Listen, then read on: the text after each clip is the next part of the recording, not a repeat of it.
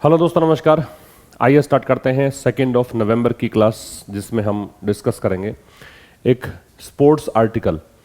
ये the Indian express newspaper का sports article है और आप पाएंगे कि जब भी हम स्पोर्ट्स आर्टिकल डिस्कस करते हैं तो बहुत सारे नए नए वर्ड्स यहाँ पे आपको सीखने को मिलते हैं। एक अलग प्रकार की दुनिया है ये और अलग प्रकार के टर्मिनोलॉजी यहाँ पे यूज़ होती हैं। तो इसी से रूबरू करवाने के लिए मैंने आज लिया है स्पोर्ट्स आर्टिकल। तो आप पेन नोटबुक लेकर बैठिए। जब भी आप स्पोर्ट्स आर्टिकल पढ़ेंगे और अगर मान लीजिए मैंने 5-4 दिन को पढ़ाया है, बहुत बार 5-7 बार पढ़ोगे आप, तब वो लगेगा कि ये वर्ड्स रिपीट होने लग जाते हैं इस प्रकार के आर्टिकल्स में। तो क्या दे रखा है देखो हेडलाइन में, साउथ अफ्रीका वर्सेस न्यूजीलैंड। ये साउथ अफ्रीका और न्यूजीलैंड का जो मैच हालांकि अब हो चुका है, ये उससे एक दिन पहले का आर्टिकल है। सो साउथ अफ्रीका और न्यूजीलैंड दोनों के मैच जो है, why chases have been South Africa's bugbear at the World Cup over the years. ठीक है, तो ये कह रहा है कि क्यों चेज का मतलब होता है पीछा करना। ठीक है, अगर पहले बैटिंग कर ली हो किसी साइड ने, उसके बाद में उस रन को चेज करना हो तो उसके लिए चेजेस वर्ड का यूज किया गया है। हैव बीन रहा है साउथ अफ्रीकाज बग बेयर एक नाउन है और ये मुझे यहाँ ऐसे पता लग रहा है कि अपोस्ट्रोफे के बाद में है। तो अपोस्ट्रोफे जिस वर्ड के साथ जुड़ रखा होता है उसे भी हम नाउन कहते हैं और अपोस्ट्रोफे के बाद जो शब्द होता है वो भी नाउन कहलाता है। बग बेयर का मतलब होता है समथिंग दैट अनॉयज, कोई ऐसी चीज, समथिंग दैट अनॉयज यू, कोई ऐसी चीज जो आपको क्या करती है, अनॉय करती है, परेशान करती है। ठीक है, या अपसेट यू, अपसेट। तो इसको ऐसे लिख लो आप, समथिंग दैट अनॉयज और upset you, something that annoys और अपसेट यू, कोई ऐसी चीज जो आपको परेशान करती है। ठीक है, ये कह रहा था बग बेयर। तो क्यों चेजेस जो हैं वो साउथ अफ्रीका का बग बेयर रहा है, क्यों साउथ अफ्रीका को चेजेस पसंद नहीं आते हैं eight the World Cup over the years. World cup में खास करके ओवर द ईयर्स का मतलब है ड्यूरिंग सेवरल ईयर्स। ये जो ओवर होता है ये प्रेपोजिशन है और इसका मतलब है ड्यूरिंग, और ओवर द ईयर्स एक फ्रेज है, इसका मतलब है ड्यूरिंग सेवरल ईयर्स। काफी वर्षों से यही पैटर्न देखने को मिल रहा है। तो साउथ अफ्रीका वर्सेस न्यूजीलैंड का जो मैच होना है उससे पहले ही आर्टिकल छपा था, इसमें कहा गया है कि क्यों चेजेस को साउथ अफ्रीका का बगबेयर माना जाता है, क्यों ये चीज़ है जो साउथ अफ्रीका को पसंद नहीं आती है, रास नहीं आती है वर्ल्ड कप में। काफ़ी वर्षों से यही पैटर्न है। ठीक है, अब देखो, despite recent win against Pakistan. अब ये आगे क्या कहना चाह रहे हैं, डेस्पाइट का मतलब होता है के बावजूद, इसको हम लिखते हैं इन स्पाइट ऑफ। तो despite recent win against Pakistan, Pakistan के खिलाफ जो हाल में एक जीत मिली है इसको, उसके बावजूद भी साउथ अफ्रीका कैरी स्कार्स।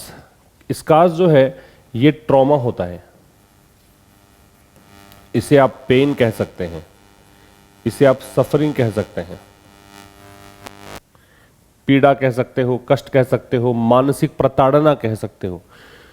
तो हाल फिलहाल इन्होंने पाकिस्तान से मैच जीता, उसके बावजूद भी साउथ अफ्रीका जो है वो इस प्रकार के ट्रॉमा कैरी करती है। मतलब साउथ अफ्रीका को अभी भी एक मानसिक रूप से दुख है, दर्द है। ओ फॉलिंग शॉर्ट, किस चीज़ का, फॉल शॉर्ट का मतलब है कमी रह जाना, कि पाकिस्तान को अभी भी एक ट्रॉमा सताता है, एक मानसिक पीड़ा सताती है कि ये थोड़ा सा पीछे रह जाते हैं।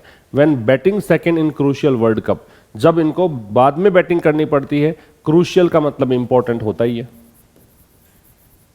इंपॉर्टेंट वर्ल्ड कप गेम्स, जब इनको महत्वपूर्ण वर्ल्ड कप के गेम्स में बैटिंग करनी पड़ती है ओवर द ईयर्स, मतलब वही ड्यूरिंग सेवरल ईयर्स। ठीक, तो ये कह रहा है कि हालांकि मान लीजिए कि इन्होंने जीत तो लिया है पाकिस्तान के खिलाफ मैच, लेकिन फिर भी साउथ अफ्रीका जो है वो ट्रॉमा कैरी करता है, एक मानसिक पीड़ा इनको है, एक मानसिक दर्द इनको है कि ये पीछे रह जाते हैं जब इनको बैटिंग करनी पड़ती है, सेकंड मतलब बाद में बैटिंग करनी पड़ती है महत्वपूर्ण वर्ल्ड कप गेम्स में ओवर द ईयर्स, काफ़ी वर्षों से। ठीक है, यही पैटर्न चल रहा है। अब जो कल मैच हुआ उसमें तो हालांकि साउथ अफ्रीका ने पहले बैटिंग की और साउथ अफ्रीका जीत गया न्यूजीलैंड से, लेकिन यही कहना चाह रहा है कि अगर मान लो चेज करना पड़ता तो इनके साथ कहानी थोड़ी सी उल्टी हो जाती है। उनको चोकर कहा जाता है, वर्ल्ड कप में एक नाम इनको मिला हुआ है, उसी की चर्चा हम यहाँ पे करेंगे। There is a 5 letter word, कह रहा है देखो देयर इज, ये इज जो है ये आ रहा है इस 5 लेटर वर्ड के लिए, ठीक। देयर से स्टार्ट करते हो तो इन्वर्जन लगता है, पहले सब्जेक्ट बाद में आएगा, वर्ब पहले आएगी। तो एक 5 अक्षरों का शब्द है स्टार्टिंग विद सी, जिसका स्टार्ट होता है सी से, दैट मर्जेज, और ये जो शब्द है इसके लिए आ रहा है दैट, जो मर्ज करता है। मर्ज का मतलब क्या है? मिलाता है। किसको? द डेस्टिनीज, डेस्टिनी नियति, भाग्य, लक। 5 लेटर का शब्द है जो मिलाता है भाग्य को, नियति को। नियति किसकी? साउथ अफ्रीका और न्यूजीलैंड की। किस में? वर्ल्ड कप क्रिकेट में। तो वर्ल्ड कप क्रिकेट में साउथ अफ्रीका और न्यूजीलैंड की नियति को मिलाने वाला एक 5 लेटर का शब्द है।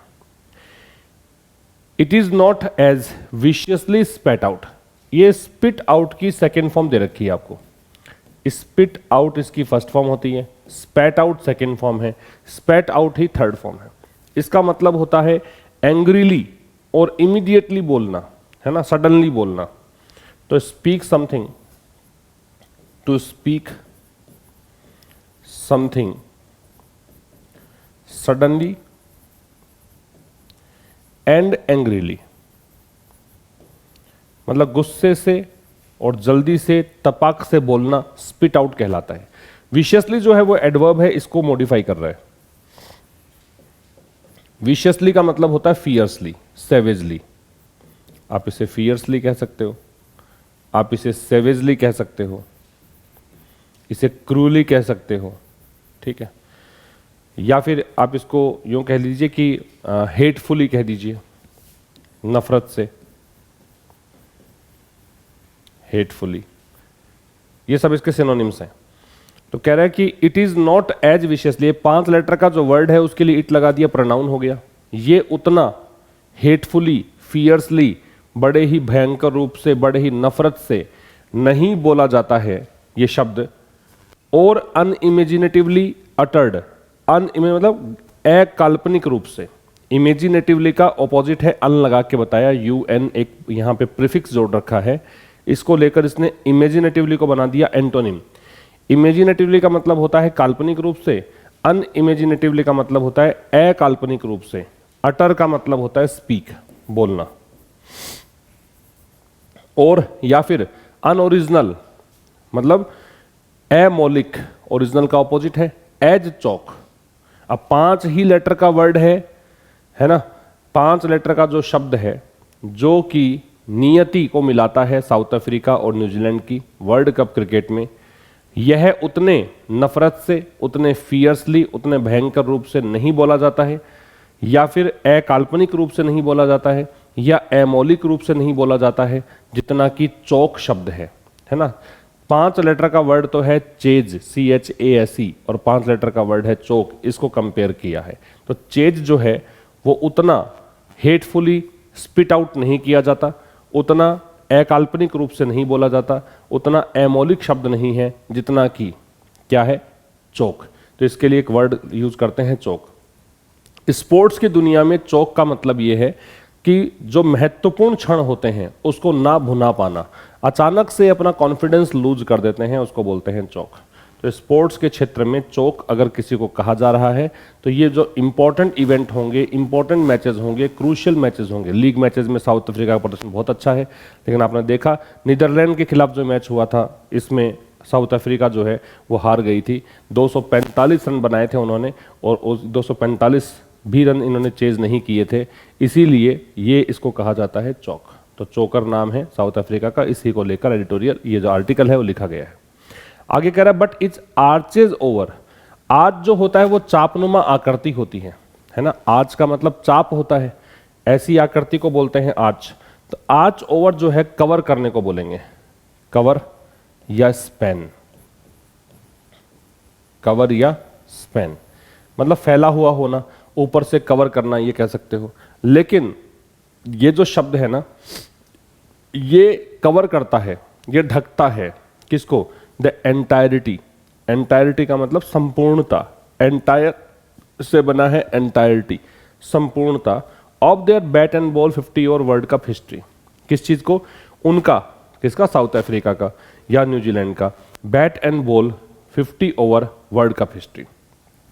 तो कह रहा है लेकिन ये शब्द ऐसा है, ठीक है, यहां नाम दिया चेज और चोक। तो चेज और चोक को इन्होंने कंपेयर किया, ठीक। अब इस चोक पे आ जाइए, मतलब इस चेज पे आ जाइए। लेकिन ये जो चेज जो शब्द है ये कवर करता है, ये स्पैन मतलब फैला हुआ है किस पर, संपूर्णता पर। अगर आप संपूर्ण इतिहास देखेंगे इन दोनों टीमों का या साउथ अफ्रीका का खासकर वर्ल्ड कप हिस्ट्री में, तो आपको ऐसा ही देखने को मिलेगा, ठीक है। तो संपूर्णता पर ये हावी है, ये कहना चाह रहा। देखिए एक छोटा सा हमने पैराग्राफ डिस्कस किया और अब देख रहे हैं कि बहुत सारे नए वर्ड्स यहाँ पे देखने को मिले हैं। इसका स्क्रीनशॉट लीजिए, आगे बढ़ते हैं।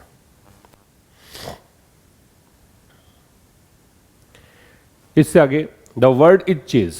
अब वो जो वर्ड है वो 5 शब्दों का, 5 अक्षरों का जो शब्द है वो क्या है, चेज है। ये वर्ड की वर्ब हो गई, ये चेज शब्द है। And the 2 sides meeting in Pune, और दोनों साइड्स मतलब south Africa New Zealand meeting in Pune on Wednesday, चूंकि कल मैच था ये, तो इनका मैच जो है, चूंकि एक दिन पहले आर्टिकल लिखा गया उसका कहा गया है कि वर्ड है चेज और दोनों साइड्स जो हैं इनका आमना सामना होगा पुणे में ऑन वेंसडे, बुधवार को। ये तो पता ही आपको, हम पढ़ते रहते हैं कि वेंसडे एक डे का नाम है, पर्टिकुलरली किसी डे और डेट की हम बात करते हैं तो उनसे पहले ऑन लगाते हैं। Uniquely mirror each other, mirror जो शब्द है इसका मतलब होता है सिम्युलेट।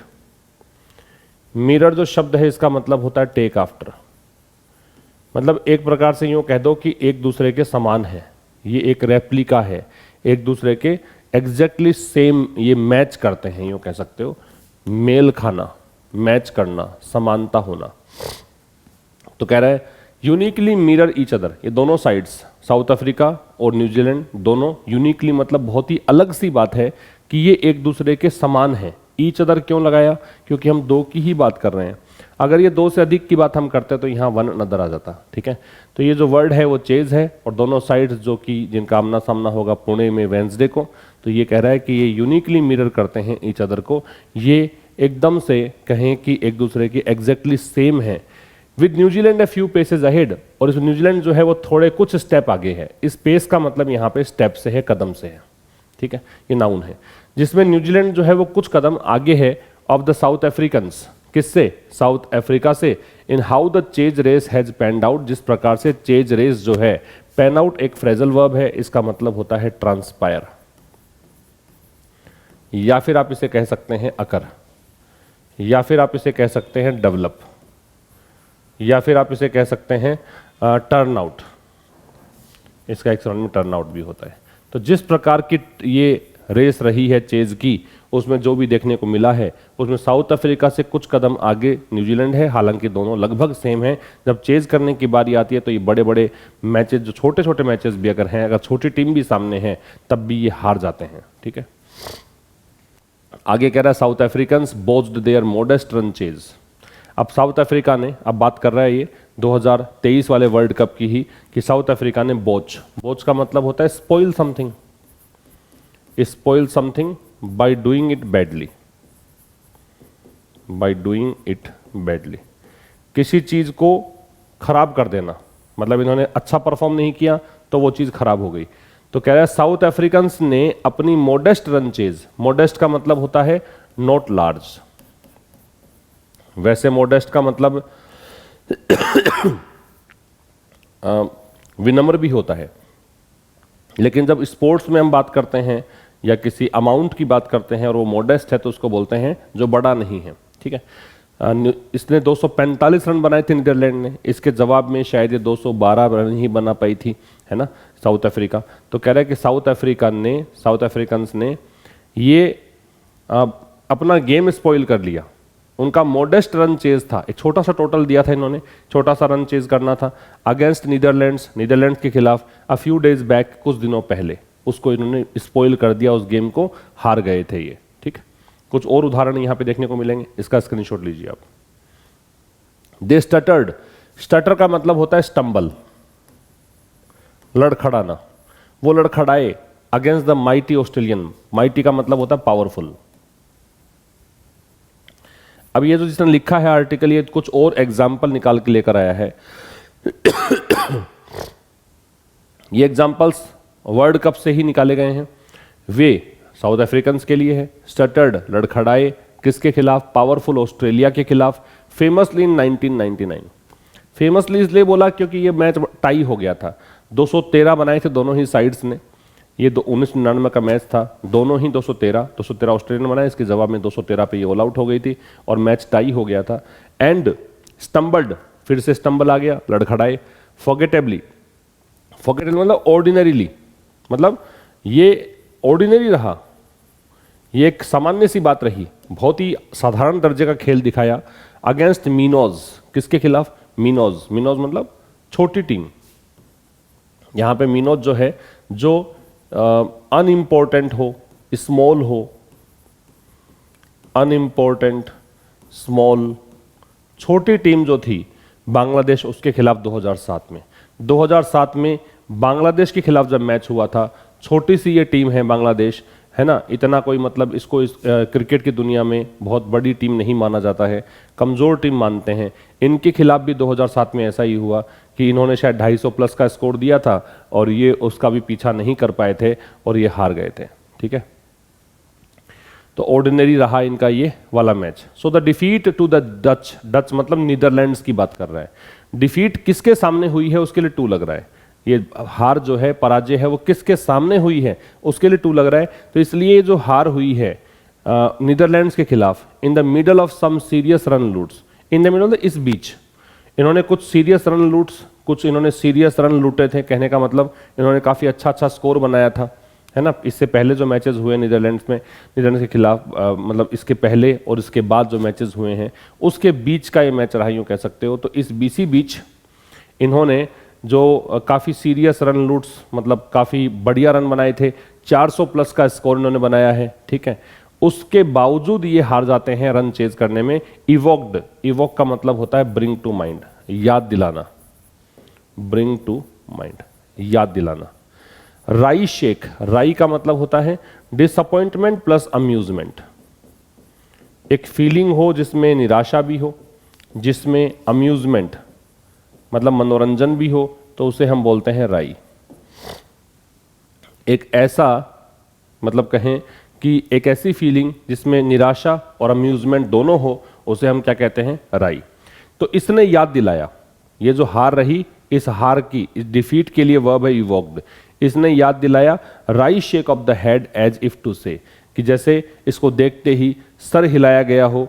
एक राई शेक मतलब एक डिसअपॉइंटमेंट और अम्यूजमेंट, निराशा भी हुई है और साथ में यहाँ पे एक कहें कि फनी साइड देखने को मिली है। देखकर ऐसा भी लगता है इतनी बड़ी टीम हार गई, और देखकर एक हंसी भी आती है कि इतनी बड़ी टीम किस तरह से हार जाती छोटी टीम के खिलाफ। तो एज इफ, मानो कि ये ऐसा कह रहा हो, ये गर्दन कुछ इस तरह से हिली हो, दैट इज जस्ट दैम, कि वो तो वही है, साउथ अफ्रीका तो साउथ अफ्रीका ही है। रन चेज की बात आएगी तो ये घुटने टेक देते हैं, जब पहले बैटिंग का हो तो बड़ा पहाड़ सा स्कोर खड़ा कर देते हैं। तो ये था आज के इस सेशन में। उम्मीद करता हूँ कि समझ में आ गया होगा, और इस प्रकार के स्पोर्ट्स आर्टिकल, बहुत अच्छी वोकैबुलरी यहाँ पे आपको देखने को मिलती है। तो अगर आप इस प्रकार के आर्टिकल चाहते हैं तो कमेंट करके ज़रूर बताइएगा। 1-2 सेशंस हम और ले लेंगे, बाकी एडिटोरियल हमारा कंटिन्यू चलेगा ही। तो मिलते हैं अब नेक्स्ट सेशन में ठीक शाम 5 बजे। तब तक के लिए नमस्कार, थैंक यू वेरी मच।